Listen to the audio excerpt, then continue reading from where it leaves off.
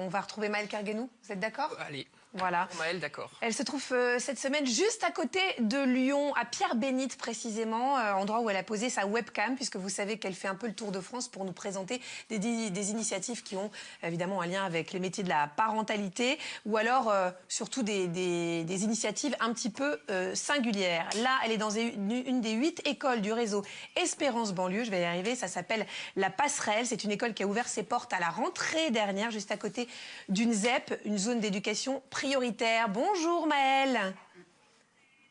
Bonjour Agathe. Alors qu'est-ce qui caractérise cette école? Qu'est-ce qu'on y apprend? Eh bien Agathe, il faut d'abord souligner que cette école privée est hors contrat, c'est-à-dire sans aucun lien avec l'éducation nationale. Et ce sont en fait des mécènes qui la financent. Alors malgré ce fonctionnement atypique, le réseau Espérance Banlieue dont vous avez parlé, auquel cette école appartient, attire de plus en plus de familles depuis l'ouverture de sa première structure en 2012. Pourquoi? Eh bien, tout simplement parce que l'un des buts affichés, c'est notamment de lutter contre le décrochage scolaire.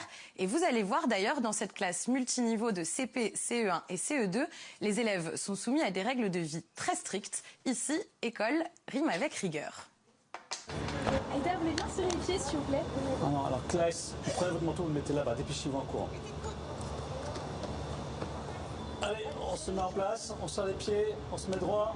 Au rassemblement, nous sommes ici pour honorer tous ceux qui nous ont précédés. Par respect pour ces personnes, nous avons levé les couleurs. Donc on le fait par respect, donc on le fait fier de ce qu'on fait. Et on doit le vivre dans son cœur. Allez, qu'on la passe. Laisse Pascal, j'ai dit. Mais ils seront toujours Pio. Attention pour les couleurs. Prêt. Envoyez. De la patrie, le jour de gloire est arrivé.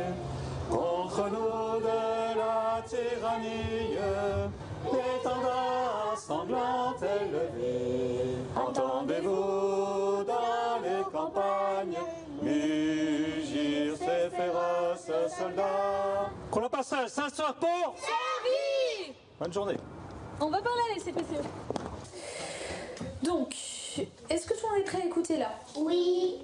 Non, pour l'instant, Clarisse, on écoute. J'aimerais que tout le monde soit assis correctement pour commencer le contrôle. Le temps du contrôle, je le rappelle, c'est le temps le plus calme, le plus sérieux, le plus concentré de la journée. Donc aujourd'hui, contrôle de conjugaison pour les CE1 et les CE2 et dictée muette pour les CP. D'accord?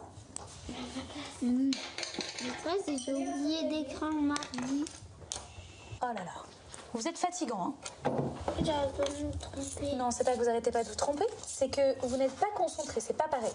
Il y a plusieurs règles qui permettent de mettre en place une discipline de vie au sein de l'école et donc une harmonie de vie. Il y a par exemple le vouvoiement, les enfants portent un uniforme qu'ils sont appelés à soigner.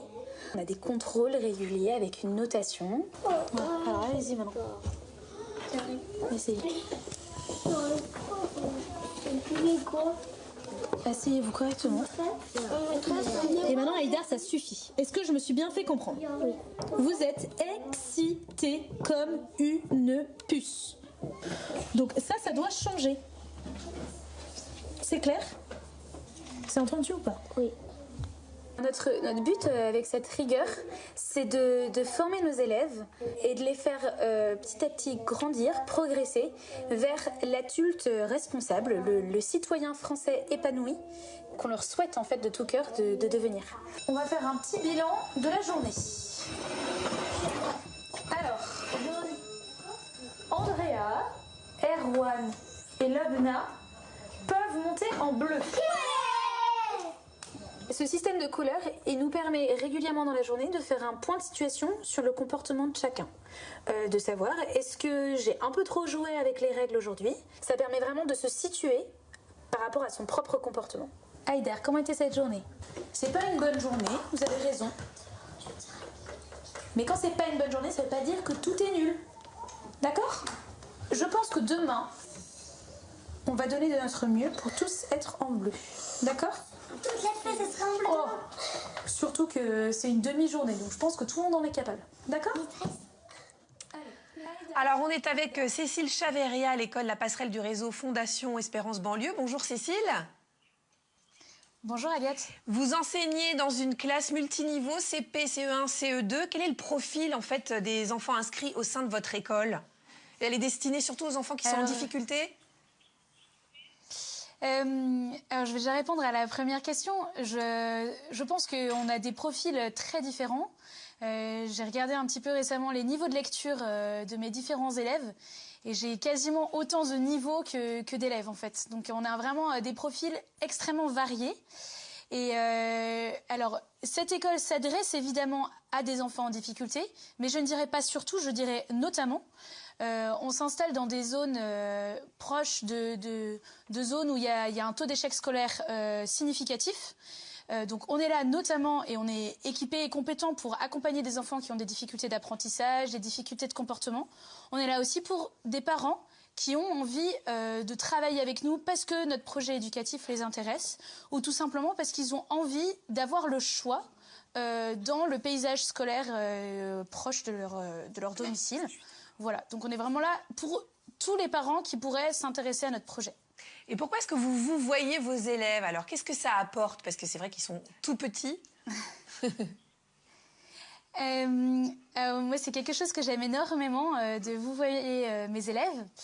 Je les vous vois parce que c'est une manière de leur signifier leur importance, de leur montrer qu'ils ont de la valeur à mes yeux, qu'ils sont estimables, qu'ils sont dignes de confiance et qu'ils sont... Enfin voilà, je travaille beaucoup pour eux, ils travaillent beaucoup pour progresser.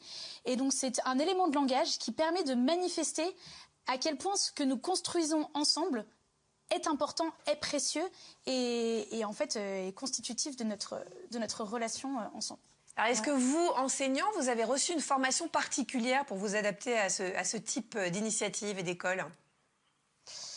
Alors moi, dans mon parcours d'études, déjà j'ai fait des études d'assistance sociale et d'éducation spécialisée à l'étranger.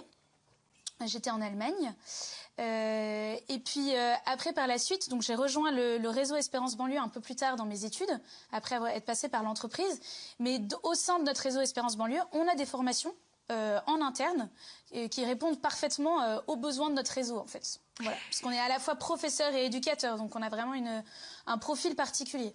Et le but ultime, alors, c'est que les enfants retournent après dans le système classique. Quels sont les résultats que vous attendez et que vous obtenez? Alors en fait, oui. Alors le résultat qu'on attend dépend un petit peu de l'objectif des parents.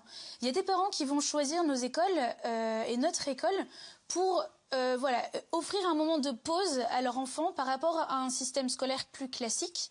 Donc en effet, nous on fait en sorte que vraiment nos enfants soient capables de retourner dans le public après 1 année, 2 années. Et on est appelé à se développer jusqu'à la 3e. Notre école est toute récente, donc elle va grossir. Et donc on est aussi là pour accompagner nos élèves jusqu'au brevet. Et donc en faire des enfants et des jeunes adolescents prêts à entrer dans le monde adulte. Voilà, donc on a un petit peu un double objectif en fonction de ce que les parents attendent de nous en fait. Merci Cécile Chaveria. On va vous retrouver la semaine prochaine puisqu'on sera de nouveau à l'école de la Passerelle de Pierre-Bénite près de Lyon grâce à Maëlle Kerguenou. À très bientôt, à la semaine prochaine. Oui.